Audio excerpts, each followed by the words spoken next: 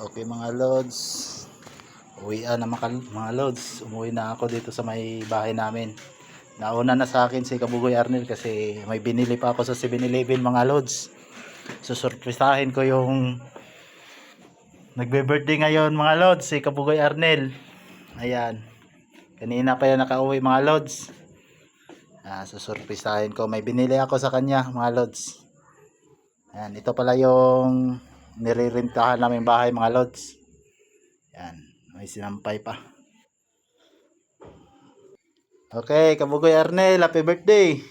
May regalo ako sa iyo. Oh, thank you. Sa mga lods, nagbibihis pa si Kabugoy Arnel. Ito yung surpresa ko sa kanya mga lods. Binilhan ko ng ice cream mga lods para matuwa naman yung my birthday ngayon mga lods. Ginagastusan ko talaga to mga lods para sa kanya. Oh, happy birthday Kabugoy Arnel. Nagbibihis na siya.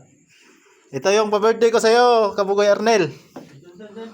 Ito, sana matuwa ka sa kunting regalo ko sa iyo, Kabugoy. Yan, sana ma-surprise ka niyan. Sarap ice cream ah. Ayan. Ayan, binubuksan na ni Kabugoy Arnel, mga lods, yung ice cream. Hindi mo ice cream? Wala. Ano pala yan, Kabugoy? Gusto mo na. Buwad bro. Galit si Kabugoy Arnel, mga lods, niloko ko raw. Tuyo daw yung laman. Ayan mga lods, kain tayo. Tuyo pala yung laman mga lods. Ano masasabi mo Kabugoy Arnel? It's a prank pala yan.